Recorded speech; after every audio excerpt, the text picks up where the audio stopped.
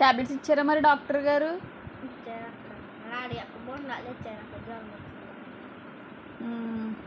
పొద్దున్న జ్వరం వచ్చినాక వర్షంలో తడిచిపోయాక అంతే ఆడి మానిపించేసారక్క.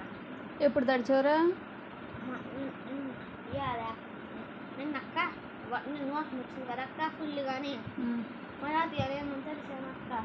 మళ్ళీ అది మీ ఉందా? అక్క ప్రెగ్నెంట్ కదా? ప్రెగ్నెంటే.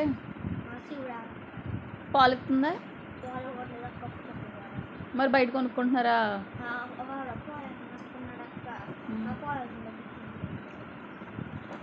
మీ చెల్లికి కూడా ఫీవరా?